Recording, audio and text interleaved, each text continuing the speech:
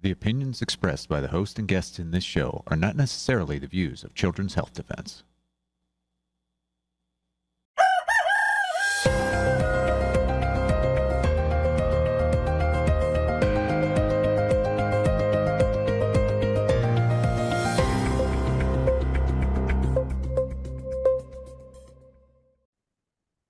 Good morning, America.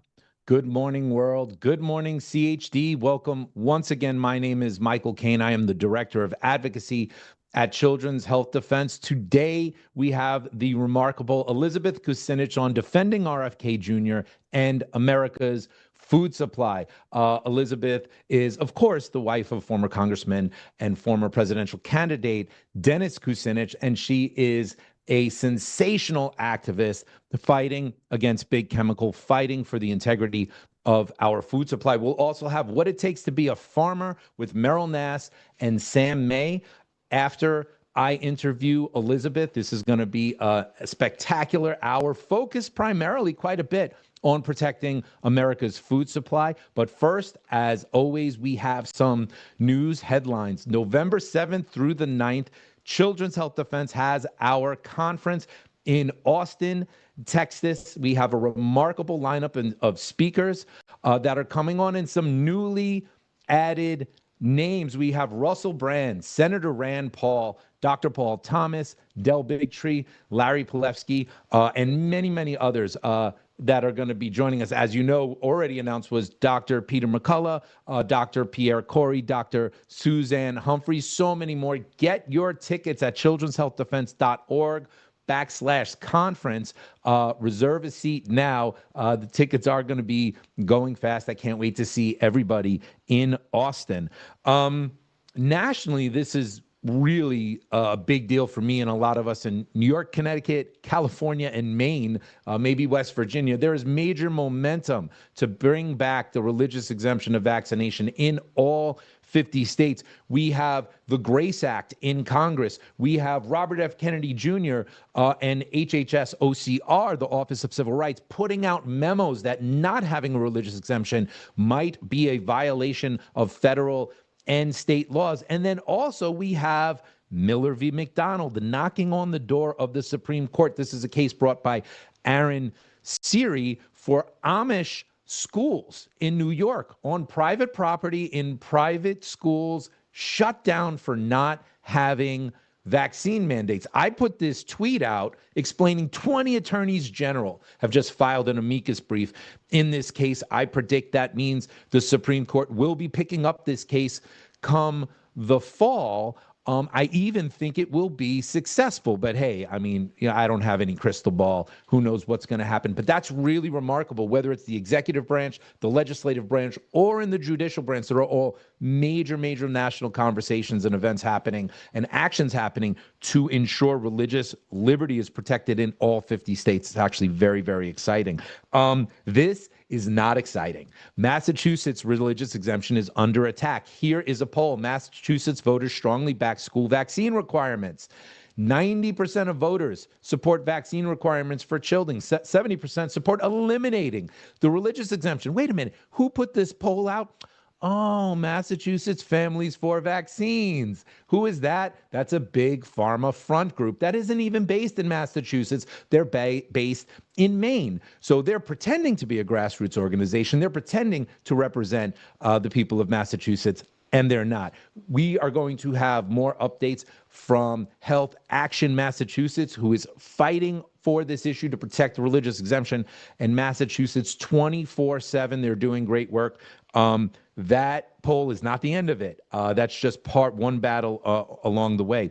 In New York, a lot of you might know our medical exemption has been crushed for years, but now with a big legal victory from CHD, we have Democrat lawmakers saying that medical exemptions to vaccination must be honored from doctors. Here we have Assemblywoman Jamie Williams and Senator Monica Martinez in Albany.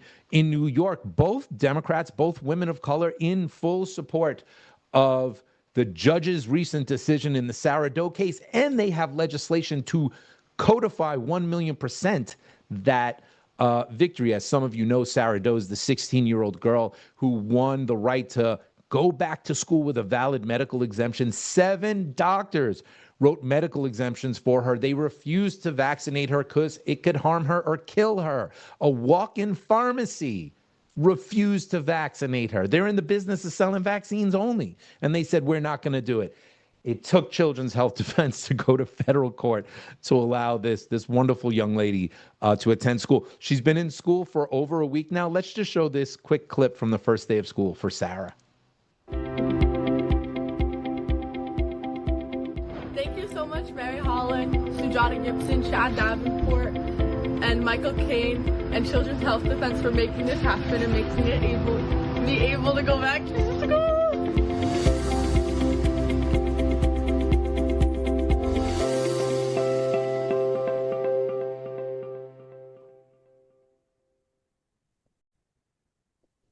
It's just so fantastic. That victory might help hundreds and thousands of children across New York. We're already hearing about medical exemptions that were valid, that were denied, that are being accepted in New York because of that precedent. If you have questions about medical exemptions in New York, we had attorney Chad Davenport come on and do an amazing Zoom just a few nights ago. All these links will be in the show notes. If you need information on medical exemptions in New York, this link will be in the show notes for you to go watch that recording. We're getting just outpourings from people in New York of just how helpful Chad Davenport and Children's Health Defense have been as they try to navigate this choppy landscape, which should just be cut and dry, but unfortunately, it's not. Speaking of New York, Paul Thacker wrote an amazing Substack.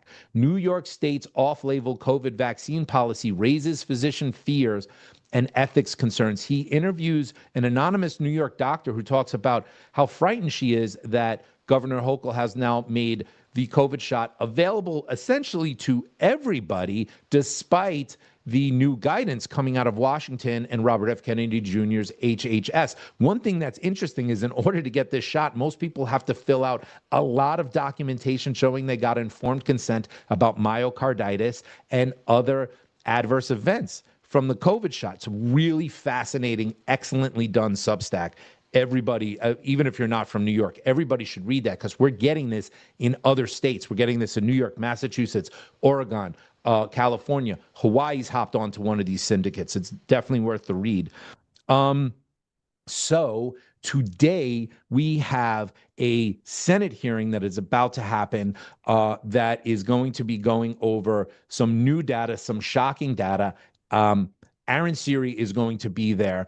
Aaron Siri just posted this clip the other day of former Congressman Bill Posey. Bill Posey used to be one of the only Congress members to speak up about vaccine injury and the truth surrounding vaccines. Here he is from over a decade ago on the floor of Congress talking about whistleblower Bill Thompson in the CDC. Let's show this clip. In August 2014, Dr. William Thompson, a senior scientist at the Centers for Disease Control and Prevention, worked with a whistleblower attorney to provide my office with documents related to a 2004 CDC study that examined the possibility of a relationship between mumps, measles, rubella vaccines, and autism. In a statement released in August 2014, Dr. Thompson stated, "I regret that my co-authors and I omitted statistically significant information in our 2004 article published in the Journal of Pediatrics. The co-authors scheduled a meeting to destroy documents related to the study. The remaining 4 co-authors all met and brought a big garbage can into the meeting room and reviewed and went through all the hard copy documents that we had thought we should discard and put them in a huge garbage can. However, because I assumed it was illegal and would violate both FOIA and DOJ requests, I kept hard copies of all documents in my office, and I retained all associated computer files."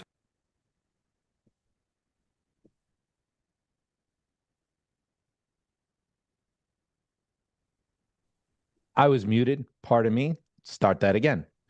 That's important because we heard Robert F. Kennedy Jr. just bring up on the floor of the Senate last week about the timing of the MMR shot and when it is given being possibly related to autism. And the whistleblower that former Congressman Posey was talking about was Bill Thompson. Bill Thompson still works in the CDC.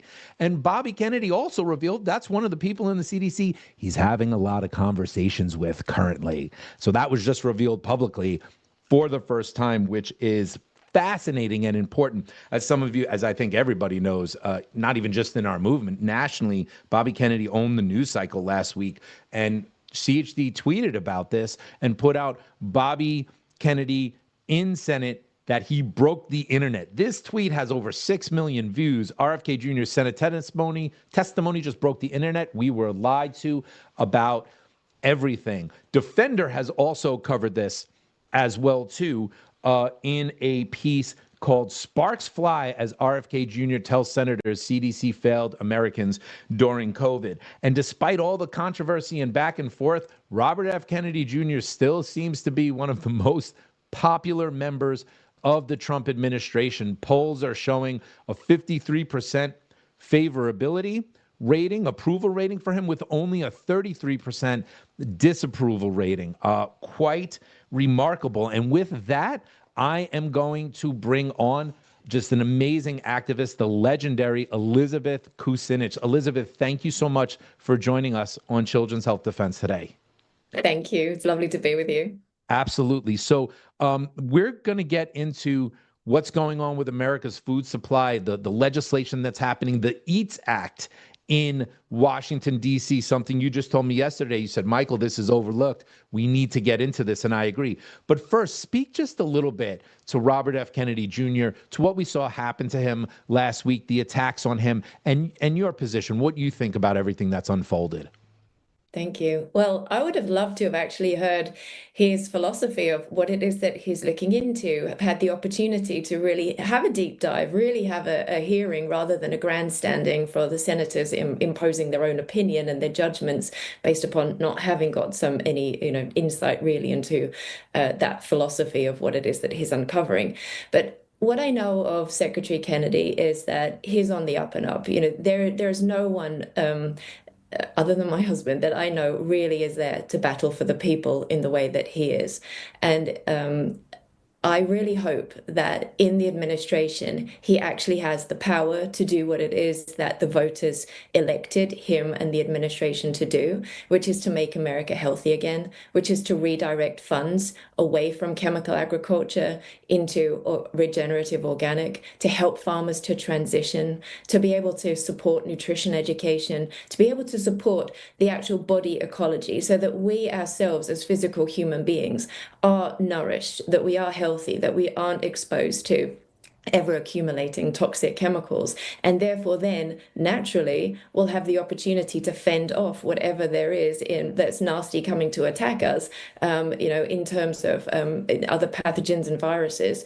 And so this, what I focus on, whereas I know he's doing what he's trying to do in HHS, what I really am focused on is to try to keep the rest of the administration accountable in terms of what is the EPA doing, what is the FDA doing, what is USDA doing, and what I've seen is actually that there potentially is a massive battle within the administration where Kennedy is out there flying the flags for health and others are in there trying to push and successfully pushing to destroy the very foundations of things that we've already achieved, such as major cuts to organic agriculture, which only received $24 million in the last appropriations, now got that reduced by 10 million, so just basically half, whereas in the beautiful bill just received over 130 billion additional dollars for the 6 most chemically intensive crops. So, what Kennedy is trying to do in voice, we need their actual administration to take and to run with, and to not only advance things, but to stop destroying what we've already had in the federal government. Yeah, those so important, so well said. One of the things I think we're seeing, and I'd love your opinion on this, is Secretary Kennedy is siloed in a certain sense, right? Being in HHS and overseeing the federal health policies, he does seem to be getting a lot of leeway to do what he wants. I'm seeing some remarkable things and some changes even I doubted were actually going to happen a year ago when we were seeing this unfold and Bobby was about to get into the administration and all of these different things. But it seems like the administration is set up where that is the area that Kennedy is allowed to have impact, and the other areas seem to be controlled by different interests. It's almost as if the good and the bad issues get broken up. Like, okay, the Republicans, oh, you get this, you're good on vaccines. The Democrats, oh, you're good on food. It's almost like this divide and conquer sort of a thing where it's so difficult to have a holistic approach to all of these issues to make us truly healthy. My hope there, thank you, Michael. My hope there is in the MAHA Commission. So within the commission, he's the chair, and I've read the executive order, and in the executive order, it gives him some power to reach in and to work with the secretaries of those other agencies. And what I would hope then is that there be a very loud voice from the White House itself, with Trump saying, look, Kennedy has been, I was elected with Kennedy to do these things, and we were elected to make America healthy again based on a set of principles that involve not only looking at, HHS, but looking holistically at the way health functions and to remove toxic chemicals and to advance what I call pro-life agriculture, not agriculture that is killing people, not agriculture that is killing the unborn child and future generations and absolutely assaulting the population now and the environment, but we need to be advancing pro-life agriculture that really supports and sustains life on this planet and supports and sustains a strong and healthy America. And wow. Trump can reach in and he can say, look, this is the Kennedy mandate. This is the MAHA mandate. This is the Trump White House. This is what we're here for. This is our legacy. This is my last term. And my force is behind making America healthy again. All you other people in your agencies, you get behind Kennedy, you act, you work within this structure, help him to help you.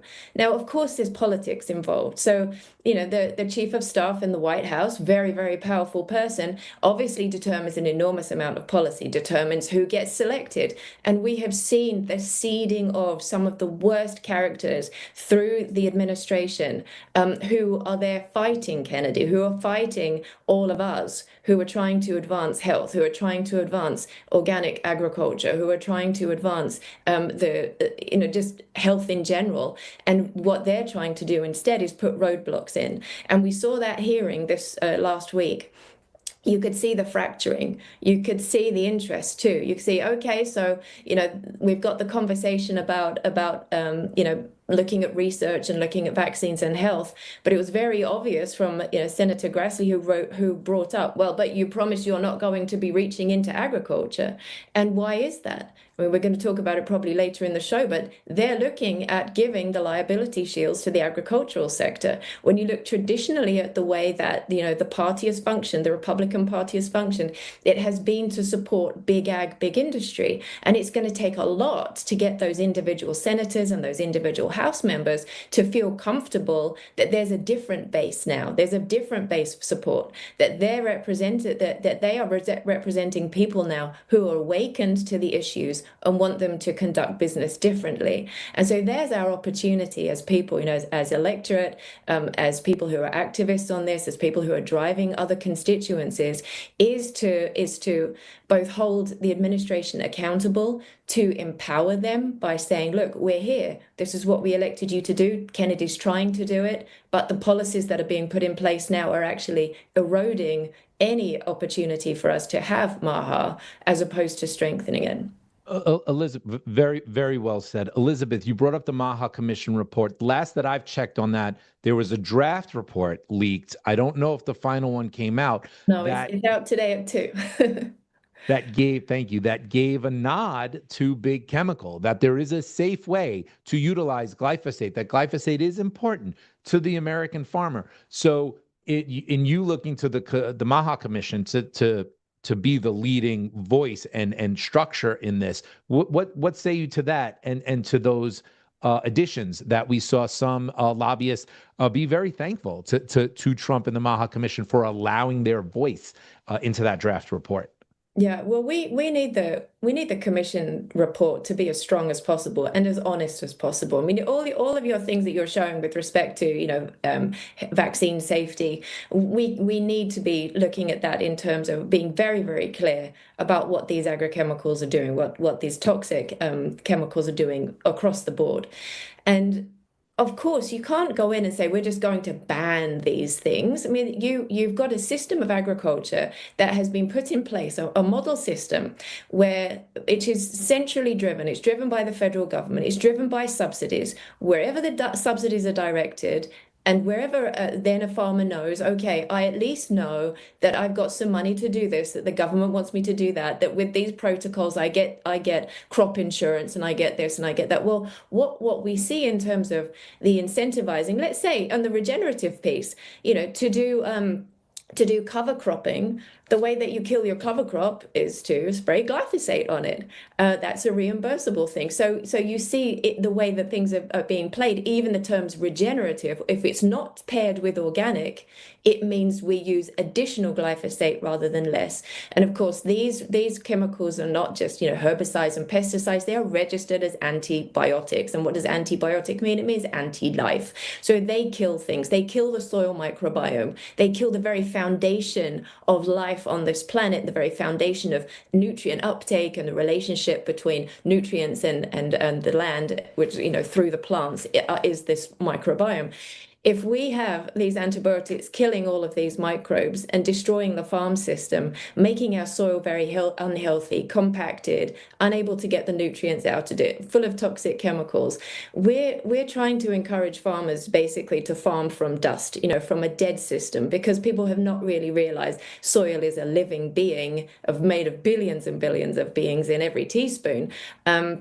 And they just see it as this sort of brown stuff that holds up a plant, and then you put on your nitrogen and then you pour on your water and things grow. Well, we need to be helping farmers to transition. So instead of fighting them and saying, we're going to be banning your chemicals, we're going to be stopping the way you do things, we need to be creating from a federal level those alternative incentives. We need to be shifting the subsidy structure. Now, there's in MAHA and all around the community, there is, do we do regenerative, or do we just go with less chemical, or do we do organic? Well, for me, this is a moonshot moment. You aim for regenerative agriculture. You aim for the best thing that's most supportive of life, and you turn the ship in that direction. Now, some people will get all the way to the destination. Some people are already there. They're showing the way. They know how to do it. You need to be directing the subsidies, the way that farmers are reimbursed. We need to stop to stop the government from fighting countries like we did with Mexico, when Mexico said we don't want to receive genetically engineered corn. Now, if we'd actually done, market dynamics of supplying a market with what it wanted rather than telling Mexico it needs to have GMO corn, we could have transitioned approximately 5 million acres of land through market forces, but the government was fighting that. So if we can help, we need to help farmers to be able to help themselves. Stop fighting people. We don't need to be fighting a toxic chemical. We know that they're toxic. We know we shouldn't be using them. We know we need to bring them down. But I also know, having worked in this space as a director of policy at the Center for Food Safety, for example, that you take one chemical off, they'll just replace it with another one. If you don't teach people how to do farming differently, if you don't bring technologies and approaches in that will help to restore soil health and the microbiome, and if you don't redirect subsidies. So we need the research, we need the technical know-how, we need the subsidies redirected, and we need the administration to be doing this. But very sadly, what have they done? Our foot soldiers through the government, which are extraordinary, NRCS in every single the soil and conservation district across the country since FDR. America's had the most extraordinary soil service, and sometimes they come out of certain schools, so they think a certain way, but there's a way to teach them. But the soil service, NRCS, has been decimated, and these are the foot soldiers on the ground in every single county that work with farmers and help them to improve soil health within their communities, to look at conservation, to look at ecology, to look at different systems. And the administration has just cut thousands and thousands of jobs by decimating them.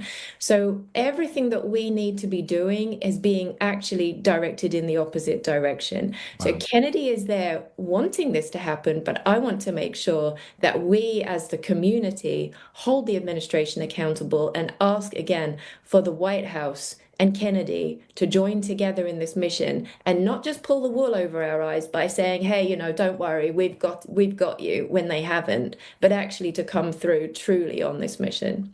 You're totally right. Like what I talked about with Bobby being siloed in a certain sense, it has to come from us. If this doesn't come from the MAHA movement, if this doesn't come from voters, Bobby just doesn't have the political capital to do it on his own. It needs to be a surge that is so. They need to understand, the Republicans need to understand they're probably going to lose the midterms if they don't respond to this. There's one other piece, though, I want to make sure we get to. Segment's way too short for you. We're going to have you back and have a larger conversation. Sorry, I talked too long. But no, you just have a wealth of knowledge, but you wanted to talk on this, and we need to talk about this. The EATS Act. Everyone in our movement is focused on the so-called liability shields for big pesticides. But tell us, what is the EATS Act? You raised the alarm. You're raising the alarm on this. So the food movement has, for the last 10 plus more, maybe 13 years, been fighting something that we call the EATS Act. Now, in this administration, there's bits of it that have been, there's a bill that's around in the Senate that's out in a different name. In the House, it's called the Save Our Bacon Act. But basically, it's a piece of legislation that federally preempts all state and local laws that improve food and agriculture standards at their level, and says, no, the federal standard is the standard. So when our movement is saying, well, we might not be able to get things at a federal level, but we're working really hard at a state level, this EATS Act, which both the House and the Senate chairs of agriculture and Secretary Rollins, and I want to underscore that, has said they are supportive of having in this farm bill, would destroy and sweep away all state and local laws improving agricultural standards. And this, to me, is the biggest battle that we have. At the moment, it's been mainly the animal welfare movement that has been carrying the water on this, because there's been an attack on Prop 12, which was the proposition that was passed in California years ago that improved the agricultural standards for the practice of pig rearing. And of course, people are eating plenty of pork if they want to in California. Producers have shifted the way that they have produced animals. And so the market is fine, the market is stable, but we don't have the same kinds of gestation crates where basically a pig is kept in housing that is literally the size of her body for the entire time that she is alive and pregnant, producing piglets. I mean, horrendous system of agriculture. So the Pig Producers Association are actually pushing for the EATS Act entirely. But this is something that's not just for animals. This is something that will wipe away all of the standards that enable us to be able to say, a directive that would say how closely you can spray agrochemicals, let's say, near a school, and what the drift might look like, and those protections. So there's a 1-2 punch happening in Washington. The EATS Act is going to prevent us from being able to protect ourselves at a community and state level. And then the liability shield says, hey, all brakes are off. You just put out whatever you want. You're fine. Just put all those agrochemicals out there, and don't worry if it hurts people, you'll have no liability. So there's no way for us to protect ourselves, and then there would be no way for there to be recourse for us if we are harmed or when we're harmed. Because, of course, the reason why these things are being put in place is because people are being harmed and because they're winning lawsuits because of it. So This is an attack, a major assault on states' rights, on communities, on the democratic process, and on the health of America. So the EATS Act, everybody needs to, when you communicate with Congress and say, we want Section 453, the liability shield, removed from the appropriations bill, and it cannot be in any other bill, because of course if there isn't an appropriations bill and there's just a continual resolution, which is what they're talking about, that it might not be in that, it probably won't be in that, but they'll try and slip it in somewhere else. So the thing we have to communicate in any moving vehicle in Congress, no EATS Act and no liability shield.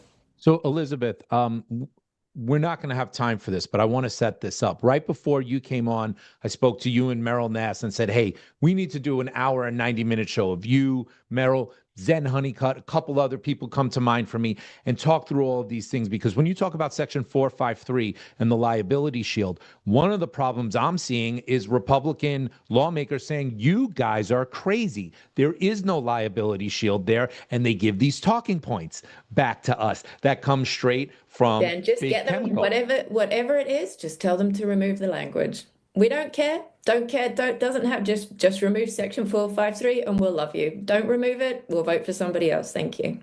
Right, I hear that, but some of these people could be convinced, I think, if they were walked through how it happens, because this 453 doesn't say there is a liability shield. It doesn't. It's very cleverly crafted lawyerese that is done in a way to try to confuse people and also to allow people cover who want to pretend they're confused about what's going on. And that's Washington is smoke and mirrors, all of it. Yep.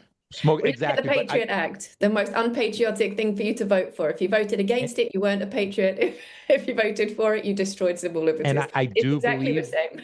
and I do believe the only congressman who truly read the Patriot Act was your husband when it came out. Yeah, excellent. Elizabeth Kucinich, thank you so much. Thank you for coming on. And I hope in the weeks ahead, we can bring you on for a larger conversation about it, because you are just a wealth of knowledge. You're a force in Washington, D.C., and we need to unpack these things even more. We can't talk enough about it. That's really the truth. Thank you so much, Michael. It's been lovely to join you. Thank you so much for coming on, Elizabeth. Wow, what a powerful conversation. What a scary conversation, that just shows what we got a lot of work. I mean, we got a lot of work. There's no political party, there's no person, there's no anything that's going to save us, right? We need to be working multiple angles, multiple strategies, multiple people, multiple parties. We need to really harness the power of the MAHA movement, because we truly do have a lot of power right now. And with that, I want to turn it over, as it is my pleasure every Tuesday now, to turn it over to just one of my heroes, Dr. Meryl Nass.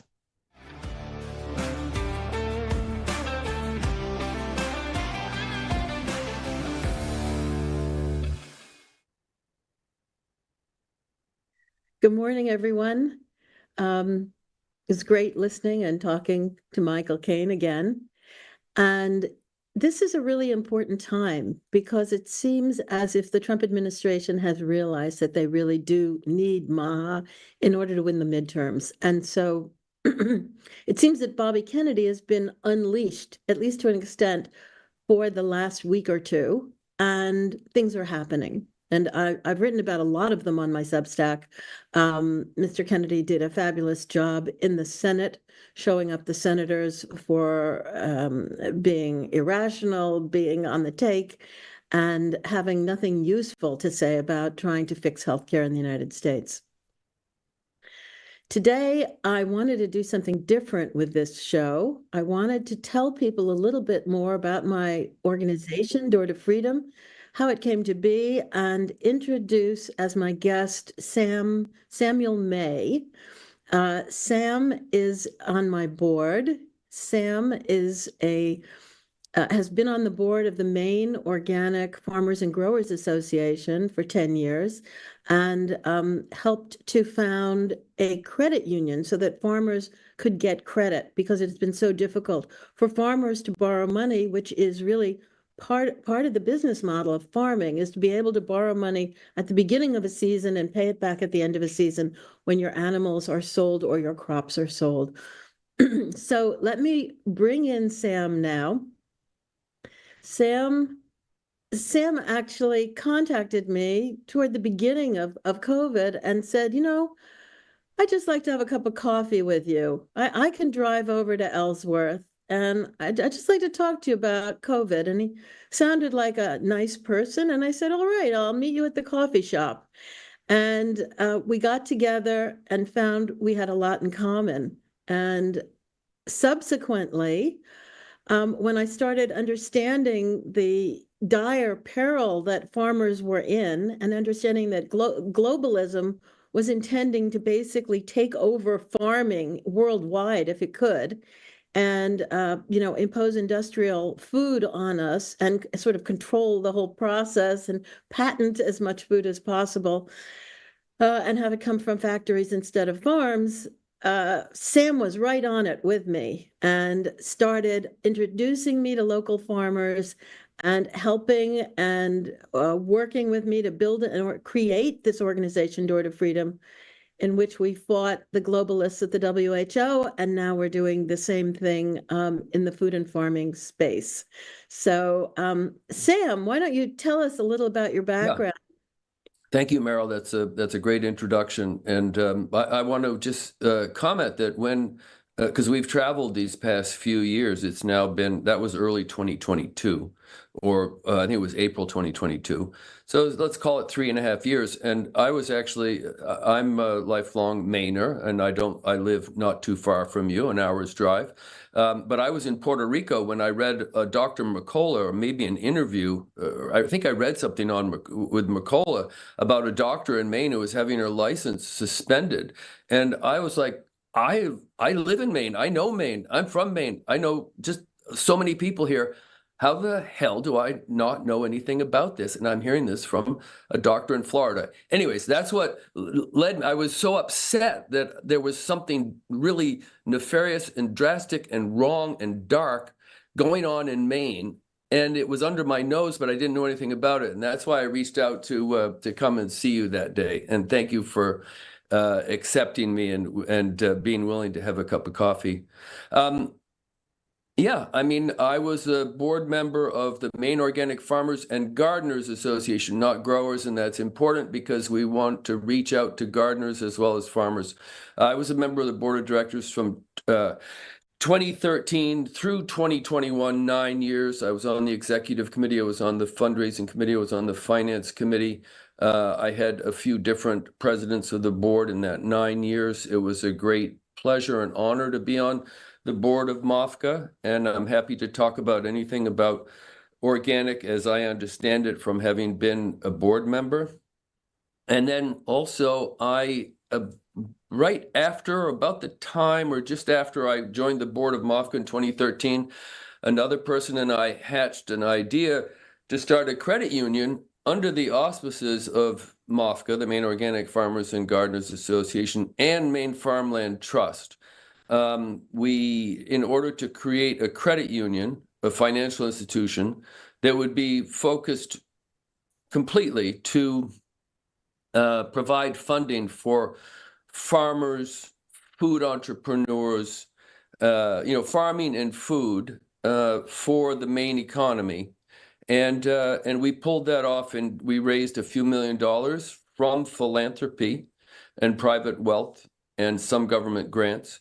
And we received a charter for the first new credit union in Maine in 35 years, about 35 years, in 2019. And we spun that up and had 4 people. And we made our first loan 2 days before Governor Mills closed the state down. And we immediately fell into some trouble. And because of that, and we ended up merging into 5-county credit union, a bigger credit union. I joined the board of directors, and the Maine Harvest program is very viable, very thriving as a division or a unit of that credit union. So there's the quick story. All right. Now you are not a farmer and you're not a banker, but you had experience with farming as a young man and a teenager. So tell us about that. Well, I grew up in Rockport, Maine in the 50s and 60s, and I spent a lot of time on a dairy farm 1.5 miles up the road. That farm couple didn't have a son. I didn't have a father, and I was not adopted, but I spent a lot of time on a dairy farm from 4 or 5 years of age, spending the night, living with them, being there, I had a farm license. I spread manure when I was 12 or 13. I was driving tractors and manure spreaders and going to the hen farm to get chicken manure. So I just grew up chopping sheep's tails off in the springtime and watching the blood flow down to the creek. I mean, sitting on the fender of the tractor while we Chet chewed a cigar. I mean, I grew up right there and loved it. And then I went off to do a lot of different things. But that farming, you know, it never leaves you. If you're a 5-year-old and you're in a barn, you're on a tractor, you're with animals, you're always there. I mean, yeah. So when I had the opportunity to join MAHA's board, it seemed very natural to me. So what you're saying is it's a really special experience. And I think what you're also implying is that it's an experience that really every American ought to have because it's very special. It's kind of like, you know, a girl with a horse.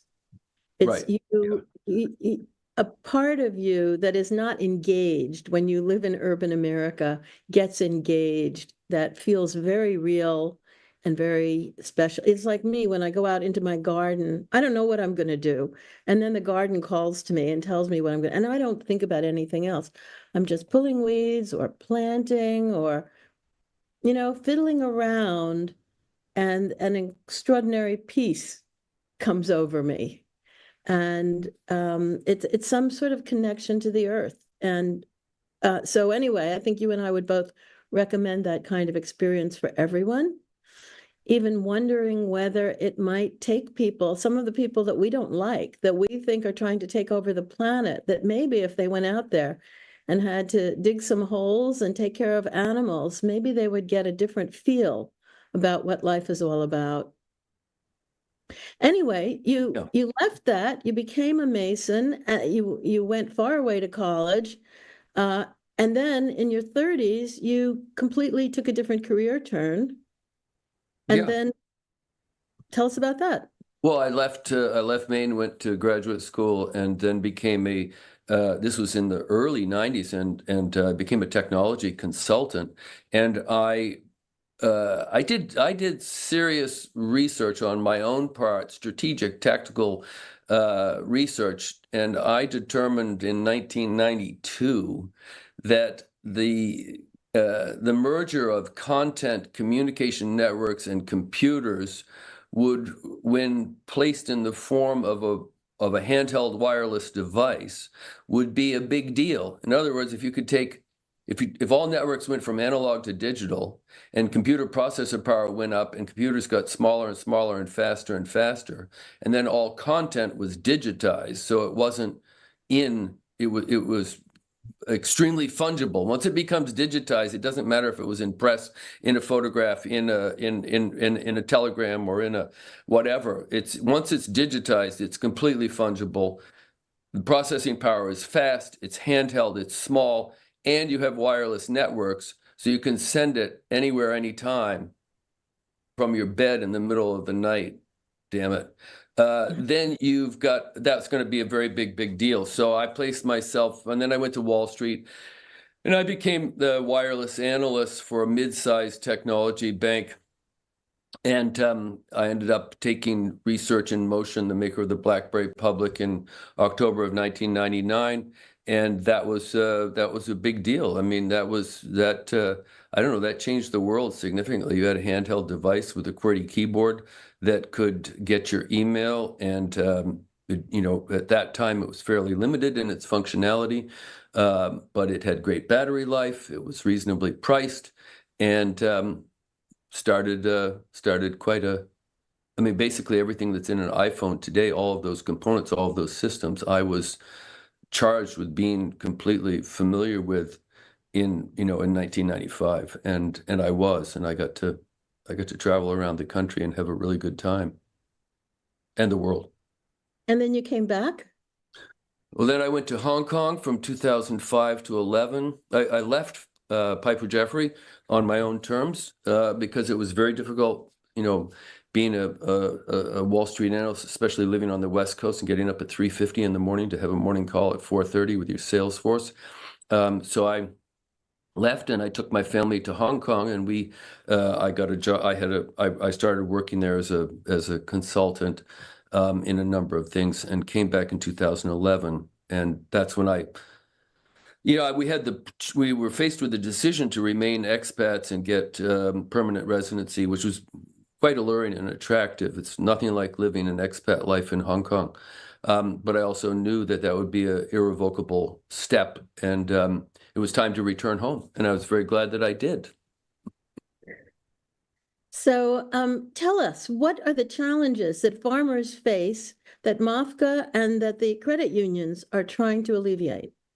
Yeah, well, I mean, so I think, Maine Organic Farmers and Gardeners Association is the largest and oldest, by far, statewide organic promoting organization in the country. It's more than 50 years old. It has 50,000 members. It has 50 employees. It has educational programs. It runs a large fair. It does a lot of things for farmers and gardeners. But it grew out of the Back to the Land movement in Maine, in the late 60s, 1970s. And that was farmland was relatively inexpensive relative to other states. You could, a disaffected 25-year-old recent college graduate could leave an urban metropolis area or West Coast and come to Maine and buy land at a reasonable price. So MAHA's origins are definitely in the Back to the Land movement as it was manifested in Maine in the late 60s, early 70s. Some great people had an idea, had a vision. I think they were just trying to, get together and have potlucks and solve some of those things that they didn't. None of them knew how to farm. They were all, some of them I think probably did, but very few. They were urban refugees, kids who wanted to come and they needed to learn. So I think there was a big component of that. Anyways, it evolved in the 70s to where, like anything, it found some good people that were passionate about it, and they got a little office in Augusta, and they started, and then somebody came up with the idea, let's have a fair, fall fair for farmers is first order of business, right? You got to have a celebration. And it's now, the fair is a 3-day event. It's coming up the 19th. It's just 10 days away.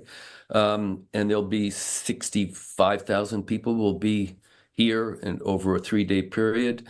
It's just wicked, fantastic fun. I mean, people are turned on there'll be 700 time slot events for anything you want to, find out or do. There'll be sheepdog demonstrations from some guys over in New Hampshire who have the most cute Australian Shepherd dogs that herd sheep. So anyways, that's, a lot of good things have come out of MAHA. I think the Back to the Land era finally, trailed out, and it's what to do now with a revitalized, relocalized food system in Maine. We're so blessed here, but it's not easy. It's not, and financing is a part of that, and that's where Scott Buddy and I, my co-founder, co-creator of the credit union, we came up with the idea of we're both finance people, and we were asking ourselves what sort of loan facilitator structure could we adopt that would be viable and that would last and durable, that wouldn't be too expensive, and that would help provide financing at reasonable rates to farmers, food producers, entrepreneurs. And we came up with the idea of a credit union, and that's what we set about to do. It took us 4 or 5 years of crisscrossing the state of Maine, promoting the idea, doing research, primary research, asking people questionnaires, and it was a lot of work. It was the most, raising $3 million. I was on deals that did $600 million of convertible debt at a time for companies. Actually, getting people to part with $3 million to help me and Scott found a credit union was much harder. It was hard. It was really hard, and we had to be very creative and inventive and persuasive. We traveled to San Francisco. New York, big philanthropies, everything, and we got it done. We got it done, and it's very important to have a financing institution that has a loan officer that's specializing in agriculture, that cares about you, and it's the same problem as in medicine, where everything went to just, it's a standard of care, it's big data, it's big metrics, and nobody's really looking. Who's really looking at you? Who's taking your pulse? Who's asking you questions? Who's sitting down with you in your kitchen? And that's what we set up something that proposed to actually send a loan officer to a farm and sit down in a kitchen and talk numbers. And that's that's revolutionary in today's world. Very, very needed. Let me emphasize that this is a problem for farmers, is that the government has these loan plans for farmers, but it's a whole lot easier for the government. Meryl, are you muted? Am I muted? I'm not muting myself. How did that happen? Can you hear me? So anyway, the government programs that for lending don't want to send anyone out to someone's farm kitchen. They want to do a couple of big deals for $1 million or more and forget about all the small guys because they have so much to loan, right? And if they can do it in 10 deals instead of 1,000, that's a whole lot easier for the guys at USDA. And so that's how it happens. And probably there are other reasons that we won't get into here. But I think 13% of farmers get basically all something like that, get all the farm loans. And even though the farm loans are not supposed to go to people for over $1 million, they do, in fact. And so the little guys are just closed out. And the commercial banks have been told by the government and have concluded, because so many farmers are going under. If you remember, we've talked about 160,000 farmers going under in 7 years between 2017 and 2024. These are USDA figures. So the banks have been told farmers are a high-risk group. If you're going to loan, don't loan to them, but if you are, you're going to have to charge them high interest rates, and you're going to have to get a lot of collateral. So the banks are often looking for 120% collateral. So they're taking title to your farm, even more money than they're lending you. So you could lose the farm if you have a bad crop year. And if you're an organic farmer, you can't get crop insurance. So there are so many issues with financing now for the small guys, and that's why so many have gone under, because they couldn't refinance to keep going. And farmers, in fact, have been losing money. The median farmer in the United States, according to USDA, according to information it released a week ago, the median farmer has lost money, about $5,000 a year for the last 5 years. Even when they had a very good year in 2022, when the prices of commodities went up, they still lost money, probably because they'd been losing. They hadn't been able to get in on that particular, lucky year. So anyway, so Sam then worked with us and got very interested in the WHO. And then when we were finished and we felt we had had success with the WHO and the US is out, and the pandemic treaty and the IHR amendments were watered down to almost nothing, Sam said, look, we can't. I said, good, we've won, now we can stop. And he said, no, we've got some momentum built up here. We can do something important. We need to support Bobby Kennedy, and we need to keep going. And so I said, okay, Sam. And here we are. And we're working for food and farms. And we want to get the message out to everyone in America at what dire straits farmers are in right now. And that if we don't do something, if we don't improve the financing, I mean, I know of 2 farms that I've heard about this week that are going under if they can't get refinancing, or if they can't sell off a whole bunch of stuff these two farms of prominent, well-known farmers will be going under this week. So we have to find ways to support the small farmers, and that's what we're working on. Wondered if you had anything else you wanted to say. Well, certainly, Meryl, because the founding credit unions make up 7% of the financial assets, banking deposits of Americans. So the overwhelming majority is in the top 100 banks that have been taking more and more of think of just all of the deposits and checkings and savings that Americans have in the bank.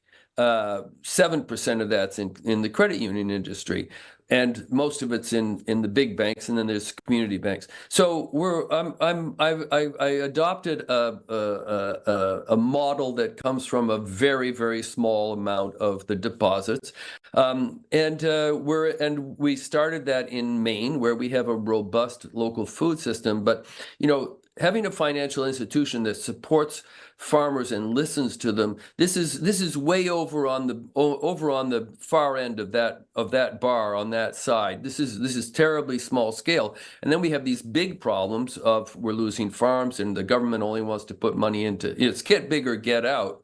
We would like to build I'd like to see some structures that are coming in a little bit more towards the middle, not on the big side. That's very challenging, but trying to scale up from the small.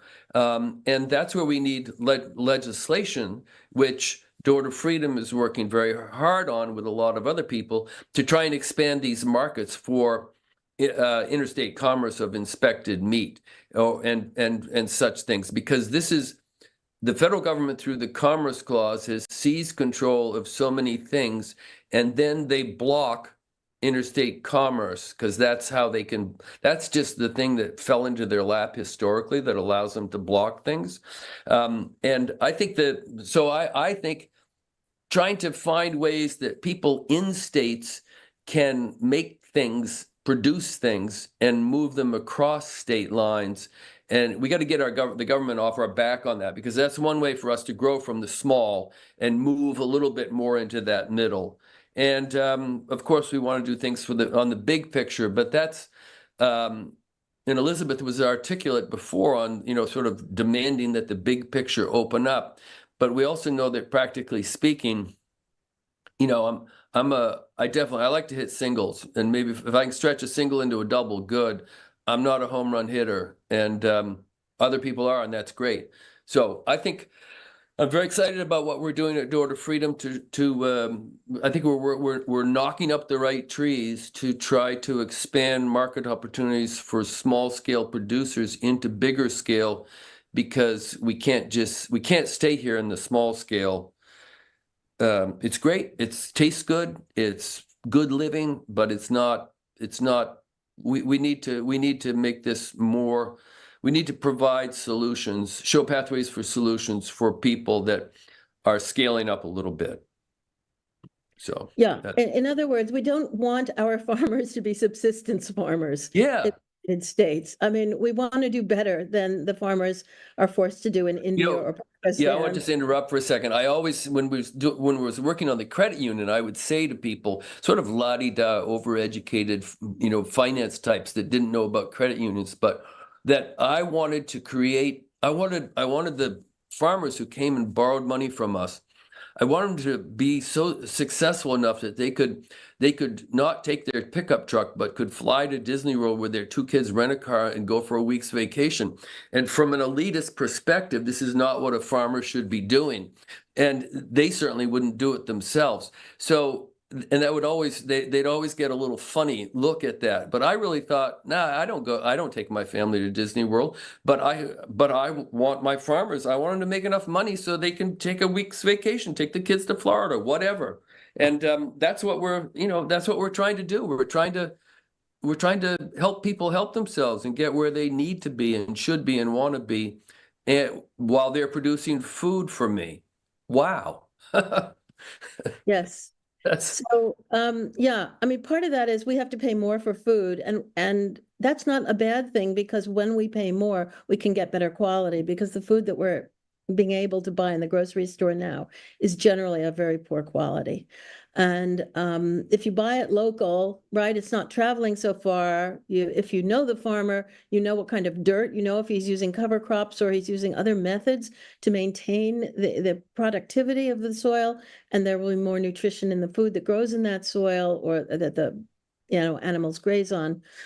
So all of that is important. Now, what Sam is saying is that the federal government, because of the way the country was set up, doesn't get to control a lot of things in the state. So every state has its own agriculture department, and it manages agriculture within the state. But where the federal government can come in is if you try to sell something across state lines, all of a sudden they insert themselves into that.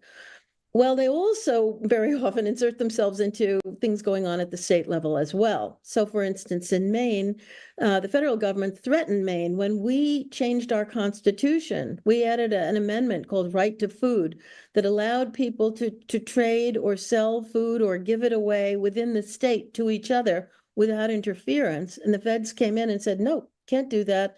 You can do it with vegetables, but you can't do it with meat, whereas we're going to stop you. We're not going to allow you to do your own state inspections if you try to move this along. And so meat had to be taken out of the law. There was a law and a constitutional amendment, both which passed, but meat is not part of that. So what we're looking at is actually a whole series of bills that are in play right now. One of which hasn't been put out yet, but it's being drafted, would allow farmers to butcher and sell meat on their farm to customers who came to the farm to buy it. That is not allowed right now by the federal government, anywhere in the US. And we would like that to change. We think that if you know the farmer, if you're willing to drive out to the farm to buy it because you know it's of good quality, you should be able to do that.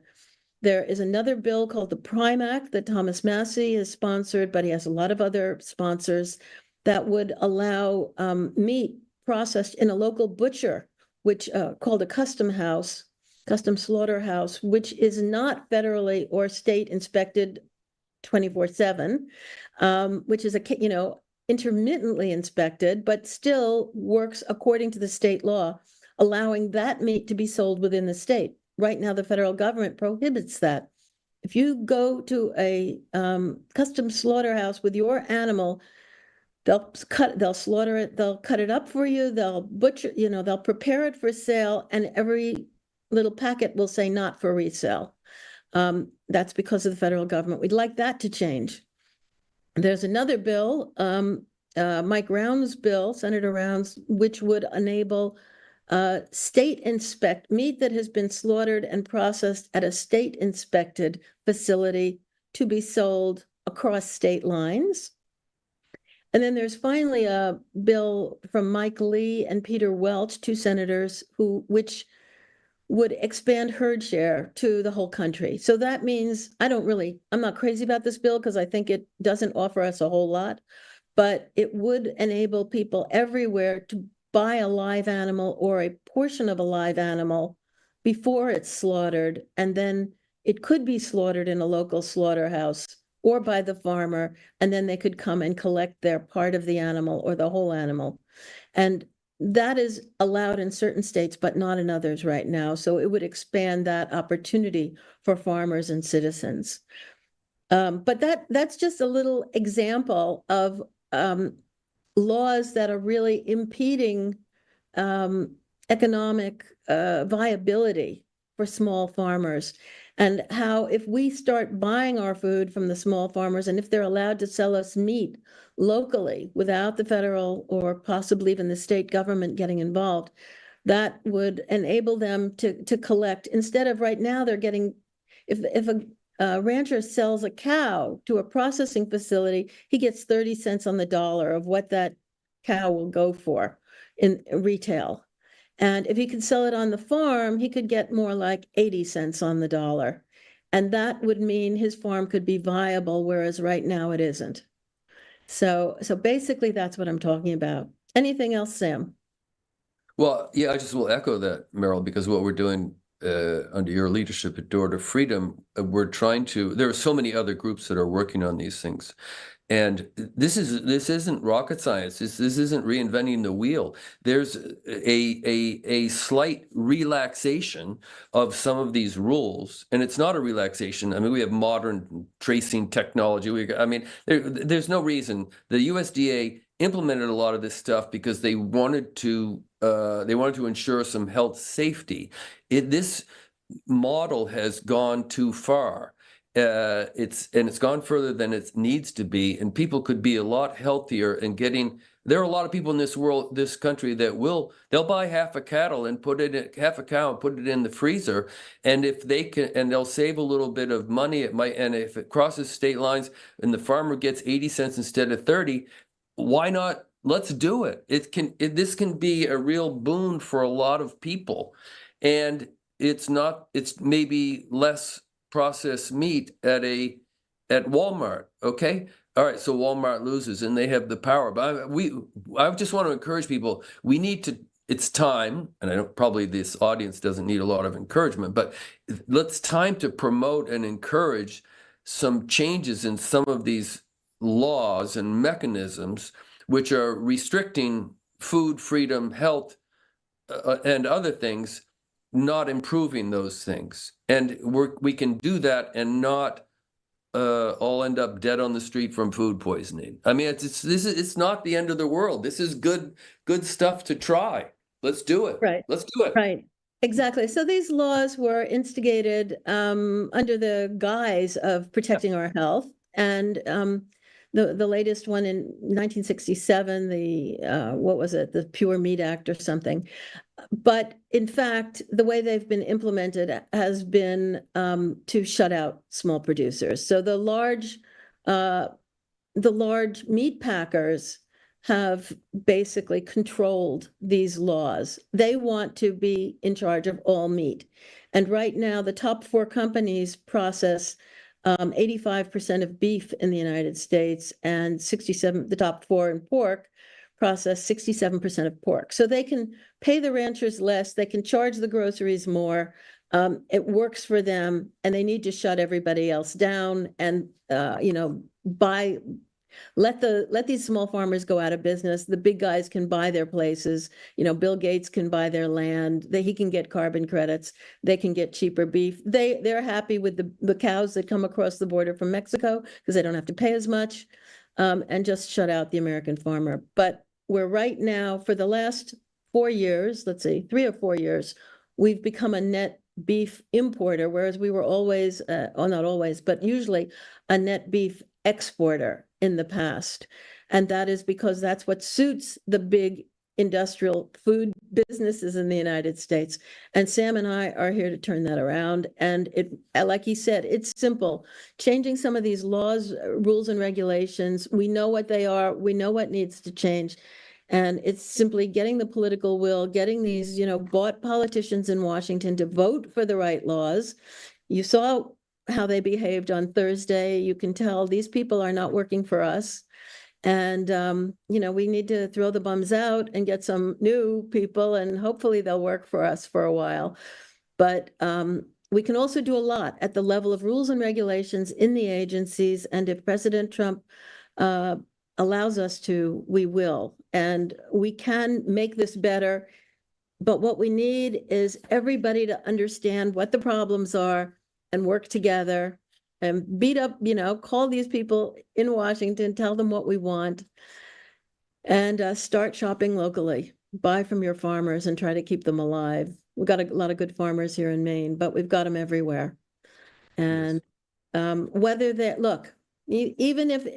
using chemicals or whether they're organic, it doesn't matter. If you're buying local, the local guy is going to use the least possible amount of chemicals because he's paying for them, right? He's not a salaried guy who's just spraying because he's paid to spray. So whether it's a farmer using chemicals or a farmer who's decided not to use chemicals and do a little harder work, but maybe healthier, we want to support all of them, every farmer. And we encourage them to use less chemicals. But if they want to use chemicals, unfortunately, that's how the system is set up. The government has incentivized them to do that. They've signed contracts with Monsanto, Bayer to buy their seeds, to buy their pesticides. And this is going to be a slow process to turn things around, and we're not trying to force them to do that. If they choose to do that, good. Farmers in Iowa and in some places are realizing that the cancer rates in farmers used to be the healthiest people in the country. Now they are becoming the least healthy. And so this is going to be an organic process of farmers deciding how they want to run their farms in the future. But we are not interested in telling them how. We just want to encourage consumers to buy from farmers, and you find the farmer you like who's selling the product you want and buy direct if you possibly can. Thank you. Thank you.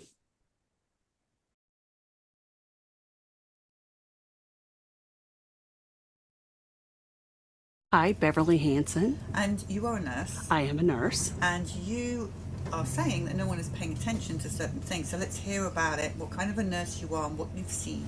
Okay, no, happy to share with that. I'm a population health expert nurse, and so in my role, I work with insurance companies who come up with programs who help keep people healthy. It could be a chronic disease program, it could be a behavioral health program, anything to do cost containment, because when people have acute events, it costs insurance and employers more money. So early on, what I saw with the COVID vaccine shots, once they rolled out, people were dropping like flies. I mean, the vaccines would roll out to a population, and then you would see all of these sudden deaths. It hit the media, it hit the news. It was so upsetting to me because no one seemed to be paying attention. I wrote a letter to the chief medical officer at the largest health insurance company in Alabama, talking about a coworker that he knew that dropped dead right after the vaccines rolled out. And they kept saying, well, he died of something else. But it was a mysterious blood clot.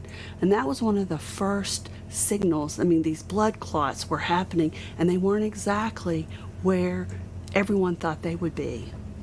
So when you say you saw people dropping like flies, are you talking of a certain age group? What were you, are you still in this position? I am. So, and that's a great question because it depends on when they rolled them out.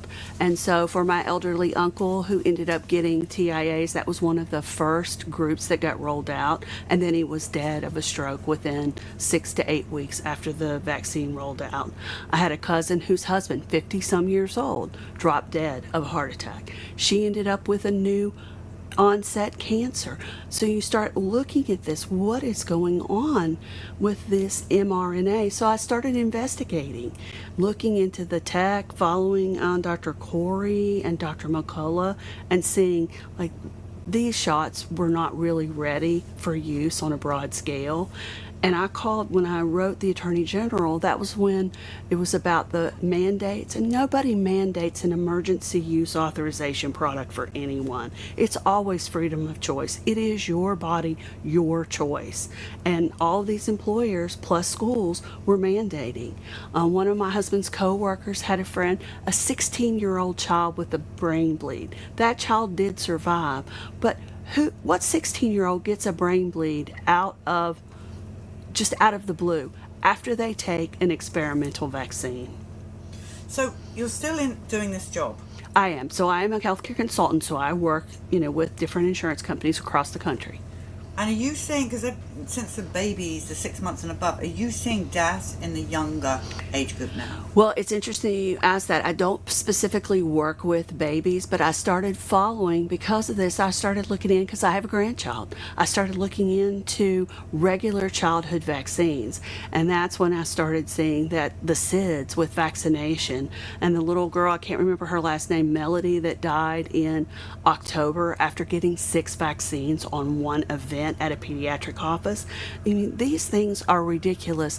I will say, because of my work inside insurance, I have a high degree of knowledge around NCQA quality bonuses. And so that is how insurers pay these pediatricians for administering the shots. And the interesting thing is, if they fall below a threshold for the practice, then they don't get their bonus. That's why they gaslight the parents and say, you must vaccinate your child or we are going to fire you from the practice. So when in the world have we ever not followed a Hippocratic oath? If you have a child and you're not quite sure and you're concerned, but if you don't take this vaccine, we're firing you from our practice. I mean, this is absolutely outrageous. And as a nurse, I'm going to fight this any way I can to try to get that to stop. Why would the insurance companies pay the pediatricians or doctors to Oh, vaccinate that is when they're the people that are supposed to pay out if we die or need help? It doesn't Well, make sense. so it's health insurance, and that is a great question. So there are quality bonuses, and these are mandated by the government, NCQA.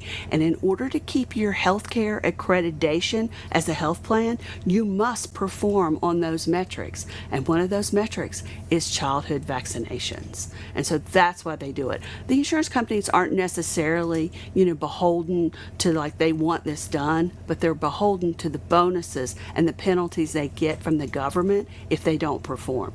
Everybody knows about quality star metrics. Are you a 5-star plan, a 4-star plan? That's how those roll in. And so that needs to be evaluated as well.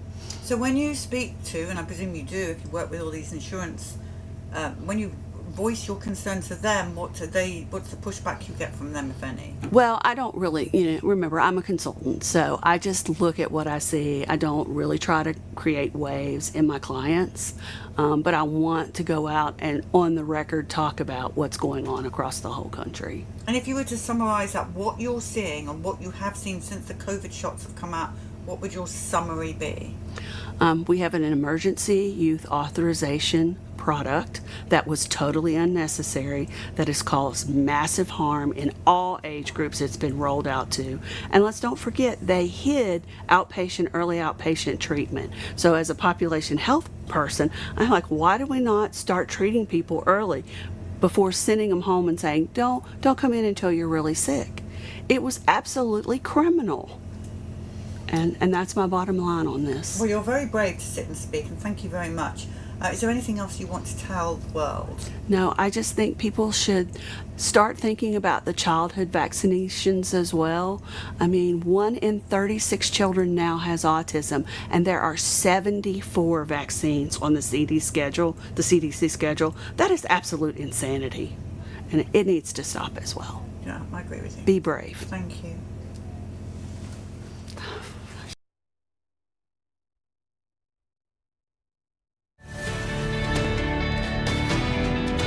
History doesn't wait. This is our moment to rise, unite, and reclaim our children's health. Join us here in Austin, Texas this November at the Children's Health Defense Conference. In the wake of unprecedented medical overreach and censorship, the world is waking up, and people like you are leading the way. We're at a turning point in history. With the pandemic behind us, our fight for freedom and health has reached the global stage. This is our moment of truth, and we're ready to seize it together. And Children's Health Defense has been at the forefront of this charge. Our 2025 conference brings together the leaders, visionaries, and warriors who made it happen. Meet the parents whose lives were forever changed, and hear from doctors who risked everything to speak out. Stand with those who refused to be silenced. You are going to hear from world-renowned speakers, doctors, and frontline leaders driving the medical freedom movement. Discover real-world solutions grounded in science, integrity, and human rights. Join the discussion to talk about vaccines, informed consent, parental rights, and so much more. And you'll, of course, hear from your favorite CHD personalities, sharing the latest on CHD's research, litigation, and outreach. And while you're there, soak up the energy, culture, and music of beautiful Austin, Texas. Whether you're a parent, a practitioner, or a medical freedom advocate, this is your call to action to protect what matters most. Be part of the movement that is rewriting the story for generations to come. So please join us. Join us. Join us. Let's make history together in Austin.